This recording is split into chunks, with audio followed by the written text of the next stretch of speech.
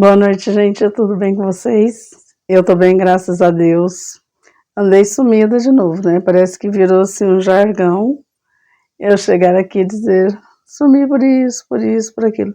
Gente, dessa vez eu tive um motivo muito forte, muito pesado. Quem me segue lá na comunidade, eu informei o que estava acontecendo, ou porque eu não estava gravando. Então eu vim aqui para dar uma satisfação para vocês, né? Mas agora eu tô voltando e eu peço a Deus que agora uma folga para eu poder colocar meu canal em dia. Primeiro, obrigada a você que está aqui comigo desde o início e você que está chegando agora. Prazer, eu sou Tereza Mesquita, bem-vindo a esse canal, bem-vindo à minha casa. Sinta-se à vontade e fica comigo, gente. Não se esqueça de deixar o seu like, de comentar, me ajuda um pouquinho. Fiquei sumida e com certeza o YouTube não vai colocar os meus vídeos muito para aparecer. Mas, gente, eu tinha um vídeo preparado para subir na semana passada, que foi aquele da minha viagem que eu fiz, que eu falei para vocês, que eu fui para um lugar descansar, que foi muito gostoso. Então, isso aqui vai ser um testemunho que eu vou dar para vocês, e depois eu mostro o vídeo e tenham paciência de tirar até o final. Bom, gente, aquela viagem eu fiz no dia 5, que eu fui pro interior. Foi muito bom, foi maravilhoso. E eu não voltei mais lá. Eu fui dia 5, voltei dia 7. Quando foi no dia 14, minha mãe estava lá. E ela me falou que o meu irmão não estava bem. Ela me falou que o meu irmão estava com febre, com sintomas de gripe. A minha família tem gota. Então eu achava que ele estava um pouco atacado da gota, estava com os pés inchados, tudo coisinha normal, né?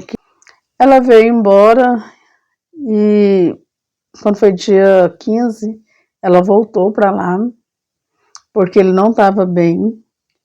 E aí no dia 16 ela já não estava andando, também que não causou nenhum espanto, porque quem sofre gota rapidinho para de andar mesmo, porque os pés incham muito, as juntas ficam todas inflamadas e a pessoa sente muita dor e não aguenta mesmo. Então até aí tudo ok. Só que a semana foi passando e cada vez que eu falava com a minha mãe, eu sentia que ela estava mais tensa, mais preocupada. Ele não melhorava, ele só piorava. Eu tô olhando aqui porque eu não marquei as datas, viu, gente? Quando foi no dia 20, minha mãe percebeu que o olhar dele estava ficando parado, que ele não estava conseguindo se mover. Antes era só as pernas, né? Ele tava atrofiando, né? E aí resolveram internar ele. Ele foi internado então no dia 20. E aí eu sempre conversando com meu irmão que estava lá, com outro irmão que estava lá com ele falava, o quadro dele tá estável, tá isso, tá aquilo. Mas os médicos não sabiam o que era. Até então entrou com insuficiência cardíaca, depois com suspeita de trombose, a gota e coração muito inchado, o pulmão inchado, ele estava muito amarelo, então alguma coisa no fígado. Eu sei que assim, foi piorando. Então, quando foi no dia 23, o estado dele piorou. Aí eu recebi, vou deixar aqui o recado que eu recebi, mas vou ler assim, resumido. O estado dele piorou muito. Os rins parando, coração e pulmão muito inchados por conta de uma infecção. Os médicos não têm mais esperança, avise a família. Isso é, assim, uma notícia muito dura da gente receber, sabe? Quando eu recebi essa notícia, eu pensei assim, acabou, né? Meu irmão tá morrendo lá no hospital, não tem mais o que fazer. Então, assim, o primeiro momento você chora muito, muito mesmo, sabe? Eu chorei muito, eu fiquei, assim, desesperada mesmo, eu não sabia o que fazer. E eu tava com o bebê, e o bebê tava muito nervoso nesse dia, eu não conseguia mandar mensagem para ninguém. Que eu ia começar a gravar o áudio, eu começava a chorar e eu pensava, não posso. E aí eu consegui escrever um texto e comecei a a copiar e a mandar. Não dava para falar. O mesmo, esse texto quem me mandou foi meu irmão. Minha cunhada falou que no momento que o médico deu a notícia, que ele chorou muito, muito, muito mesmo. E aí juntou as forças que ele tinha. Ele tentou me mandar um áudio, não deu conta. Ele também escreveu um textão, eu não escrevi tudo aqui. E assim, quando você tem uma pessoa no hospital que alguém te manda... A minha família me chama de T. Só apareceu lá T. E ficou, e ficou, e ficou. Aquilo foi me dando uma agonia, uma aflição. Aí quando chegou esse textão aqui, né? Então assim, pra mim, eu chorei muito, eu avisei as pessoas. E eu comecei a ouvir uma pregação. E eu comecei a ouvir que a última palavra não é do médico. A última palavra é de Deus. Eu vi tanto isso, que isso entrou no meu coração, sabe? E aí eu procurei minhas filhas, elas estavam na escola, falei, vocês aceleram aí, o Heitor tá muito nervoso, e eu recebi uma notícia muito ruim, seu tio ele foi desenganado, e eu tô assim, sem condição emocional, sem condição física, sem condição de nada, para cuidar do bebê, e eu tenho que avisar a família. Aí eles saíram mais cedo da escola e fui para casa, e nisso a minha filha falou, mãe, eu vou te levar lá, você quer ir lá? Pai, quero, né, vou. Aí ela me levou. E assim, não havia perspectiva, sabe? Mas quando eu entrei no quarto dele, ele estava com a sonda para oxigênio. E ele estava, aquela cansaço, sabe? Ele falando com muita dificuldade. Eu quase não estou olhando para a câmera, gente, porque assim é difícil lembrar disso. Eu conversei um pouquinho ali com ele, eu brinquei com ele, eu falei assim, olha, eu queria te visitar na sua casa, não era aqui. A próxima visita eu quero que seja na sua casa, não vai ser aqui. Aí ele, ai, quem me dera, era o que eu mais queria. Ele estava sentindo que ele estava partindo. Aí eu fiquei ali um pouquinho com ele e falei, eu quero orar com você. E aí na minha oração, enquanto em algumas situações, eu oro com as mãos postas. Imposta, né? Quando eu estava orando, eu senti uma coisa que eu não sei explicar o que é, mas Deus falou em meu coração que aquela situação não era para a morte, que ele ia sair dessa, porque já haviam falado assim que ele precisava de um UTI para fazer diálise, porque os rins dele estavam parando, o hospital não queria ficar com essa responsabilidade, né? E não estava conseguindo UTI. E eu orei ali e eu senti assim, sabe, não vai precisar de UTI, mas assim, tudo indicava que precisava. E aquela correria, os hospitais lotados, não tinha vaga, sabe? E a gente mandando os resultados de exame dele para outros médicos, porque eles têm uma numeração lá que eles conseguem acessar os dados do paciente em qualquer parte do país, né? Então, médicos de São Paulo, médicos de Goiânia, tudo deixava a gente mais apavorada ainda, sabe? Aí um médico amigo da família falou, olha, não tá tudo perdido. Se ele for para UTI a tempo, consegue fazer alguma coisa. Mas no dia que a gente começou, tinha 15 pessoas na frente, na espera para UTI. A gente mexeu de todas as formas que podia, até com políticos influentes, mas não apareceu a vaga. E graças a Deus, sabe, na medida que o tempo foi passando, ele foi melhorando, a cor dele foi voltando ao normal, ou seja, o fígado voltou a processar, os rins começou a funcionar de novo. E aí vem aquela questão que as pessoas começam a dizer aos médicos, erraram o diagnóstico.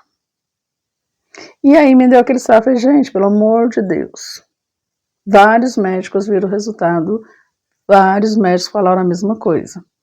Um só falou assim, que não era para perder a esperança, que daria para reverter.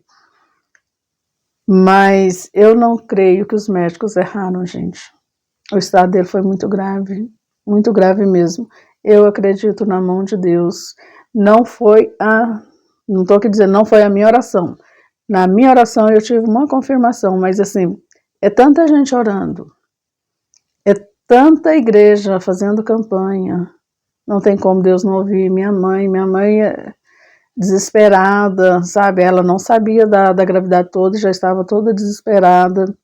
A gente não estava contando assim para parente para evitar que ligassem para ela, falassem as coisas, mas não sei como. Todo mundo ficou sabendo, de repente todo mundo ligava para minha mãe, falava um monte de coisa. Ela ficava mais desesperada, parece que quanto mais ela ouvia os áudios das pessoas, mais ela perdia a esperança, mais ela chorava, mais ela se desgastava. É assim, você fica numa situação, você fica com os nervos à flor da pele, porque a gente ficou indo de Goiânia para esse interior, de Goiânia para esse interior, e para ir onde a minha mãe está, que é a casa dele, é um poeirão. Eu adoeci. Deus, da primeira vez que eu fui, porque muita poeira, eu não dou sorte, eu não dou certo com poeira por causa da asma. Então, tudo foi sendo assim muito complicado, sabe? Eu sei que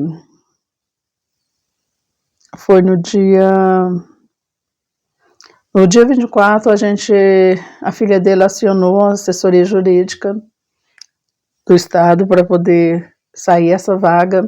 No dia que saiu a vaga, ele teve uma melhora assim, significativa no quadro. E a vaga saiu para um lugar onde a UTI não é competente para o que ele precisava. Antes, né, ele precisava para diálise, nem em Goiânia, nem toda UTI tem o equipamento que precisaria. Ia ficar 3 a 4 vezes mais a distância de onde a gente estava indo com tanta dificuldade, pessoas faltando emprego, muito difícil mesmo. Então, assim, nós recusamos essa UTI, meu irmão tomou a iniciativa e eu apoiei completamente. Eu não sei, já sei, sim, de más famas dessa UTI. E teve pessoas que ficou revoltada, reagiu, mas cada qual com seu cada qual, eu apoio. Até porque eu acreditei desde o início que ele não precisava mais dessa UTI, não precisou mesmo, os rins dele foi reagindo, e cada dia mais, sabe, de repente, aquele homem que só afundava, ele começou a levantar. Os órgãos dele voltaram a funcionar. Ele pôde tirar a sonda lá dos rins, né? Então, assim, eu digo com toda a segurança, com toda a certeza da minha vida, que foi um milagre na vida do meu irmão. Ele é recém-convertido, Deus salvou ele, assim, de uma situação muito triste e genuinamente convertido, gente, sem a menor sombra de dúvidas. E agora Deus tirou ele da cova. Ele estava com o pé na cova, gente. Estava mesmo, mas Deus reverteu a situação. A mesma coisa que eu senti, o meu irmão mais novo, que é pastor, sentiu. O meu sobrinho, que é pastor também, no momento que orou, ele saiu de lá e falou assim, ele vai sair dessa. Vocês não precisam ficar desesperados, ele vai sair dessa. Não, é aquela coisa que você não sabe explicar, como eu, todas as vezes que eu ia lá no hospital, eu segurava a mão dele, eu orava com ele, e eu sentia uma coisa dentro de mim, uma confirmação, sabe? Um sossego no meu coração, uma paz, que só quem sente sabe. Isso causou um desgaste, porque tem pessoas que acham que eu falei isso para insultar a religião. Eu tô assim, eu só confirmo aquilo que eu creio. Eu creio que Deus salvou meu irmão. Eu creio que Deus fez um milagre. Eu creio que tudo foi revertido, assim, milagrosamente. Tem gente que acredita em milagres, tem gente que não acredita. Tem gente que prefere dizer assim, o médico falou coisas e vocês entenderam outra. Eu sou da área da medicina, eu entendo mais. Da área da medicina um pouco também eu sou. Eu fiz patologia clínica quando eu era solteira. Não segui com a profissão, não é algo que eu queria para mim. Mas um pouquinho, todo mundo entende. Ninguém é burro assim, suficiente para um médico falar uma coisa e você entender outra. Meu irmão que estava lá acompanhando desde o início, meu irmão é uma pessoa assim, super inteligente, sabe? Não teria porquê, ele não estava sozinho. Mas eu acho que Deus fez isso porque o meu irmão achava que ninguém mais gostava dele, que ele era um rejeitado na vida, e ele teve tanta manifestação de amor e de carinho, de preocupação e de cuidado. Teve pessoas que do canal orando, que viram a minha publicação, que declararam lá que estava orando, que estava acompanhando. Então, assim, eu acredito que se a pessoa falou que está orando, eu vou duvidar por quê. E não foi a minha, não foi do meu irmão, não foi do meu sobrinho. Foi o conjunto de orações que fez com que Deus nos ouvisse. E foi um mover para transformar as pessoas em volta, sabe? Porque ele já está transformado. Então, assim, eu pego isso como uma mão maravilhosa de Deus, agindo, trabalhando, e eu estou muito tranquila. Ele, assim, não está 100% ainda, ele ainda não consegue andar, porque depois de tudo isso, descobriu que ele tem erisipela. Gente, há mais de 30 anos que eu não vejo falar nessa doença. Minha avó paterna tinha, eu acho que quando minha mãe casou com meu pai, ela já tinha essa doença, e ela morreu, eu deveria ter uns 17, 18 anos, ela morreu com essa doença. Ela rodava para vários lugares e nunca achou cura para essa doença dela. Mas não foi a erisipela que matou ela, foi o coração. E essa erisipela deve ter entrado em algum momento. Teve um tempo atrás que ele teve uma inflamação no pé mesmo. Acredito que nessa época ele pegou essa bactéria, porque a erisipela é uma bactéria, eu nem sabia. E isso foi causando uma infecção no organismo, foi paralisando os rins, inchou o coração ficou fraco, deu água no pulmão, alterou a bilirrubina dele, que causou o amarelão.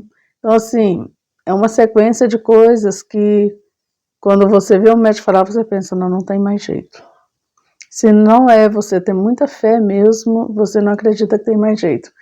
Mas Deus deu esse jeito, eu converso com ele todos os dias, ele fala que ele ainda sente dores, mas ele está melhor.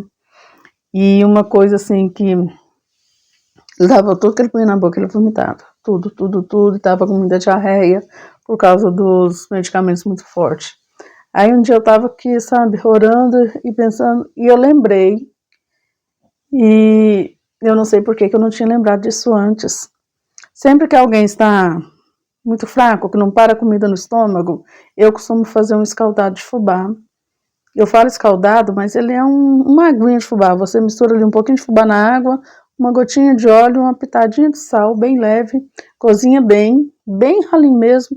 Vai lá e dá uma colher para a pessoa. Passa um pouquinho, você dá mais uma colher. Sabe, ela toma umas 3 colheres, às vezes no dia. Isso já faz diferença, isso aconteceu com meu irmão. Eu conversei com a moça que estava com ele lá no hospital. Aí você sabe que eu pensei nisso também? Eu falei, então, vê aí se o hospital faz. Aí a primeira enfermeira falou que não fazia, a segunda aceitou, fez. E ele tomou, a primeira vez durou algumas horas, depois não segurou. E foi. Aí começou a parar a comida no estômago, mas estava com muita diarreia, estava muito fraco. Aí chegou o dia de eu ficar no hospital. Eu estava lá assim, eu cheguei na cozinha e perguntei, você não arruma para mim uma colher de fubá e um copo de água? Aí ela falou, pra quê? Eu falei, tá com diarreia, isso aí resolve. Ela arruma. Ela foi lá, trouxe o fubá e trouxe também o polvilho, que ela acreditava que o polvilho fazia mais efeito. Não, tudo bem, eu alterno. E assim eu fiz, sabe? Era uma colherzinha do escaldado na boca dele, dei um pouquinho, colocava num copinho assim, um copinho de água de fubá. Depois eu revezava, dava um copinho de água de polvilho. E eu fiquei com ele assim, uma boa parte do dia. Moral da história, o fubá fez um milagre muito grande para ele, viu? E funciona para qualquer pessoa. Até hoje eu não conheço ninguém que seja assim, com diarreias intensas ou com muito vômito, que se seguir direitinho a dieta, que não fortalece. Dali a pouquinho a pessoa já está querendo comer comida de verdade. Então, foi muito bom ter lembrado disso. Eu aprendi isso na época que, dentro do meu curso de patologia clínica, eu tinha uma parte de enfermagem. E nessa parte de enfermagem, eu aprendi a usar o fubá para fortalecer. Mas os nossos antigos usavam, né, gente? Não não é uma coisa de agora, não é novidade, as pessoas vão esquecendo as coisas boas, né? Então, ele está em casa. Eu penso, ele vai precisar de uma fisioterapia, porque as pernas não estão respondendo ao comando. E ele tá bem gordinho, assim, ele perdeu bastante peso, mas ainda tá bem gordinho. E não fica fácil de carregar. Mas ele tá vivo, gente. Ele tá fora de perigo, ele agora precisa de acompanhamento.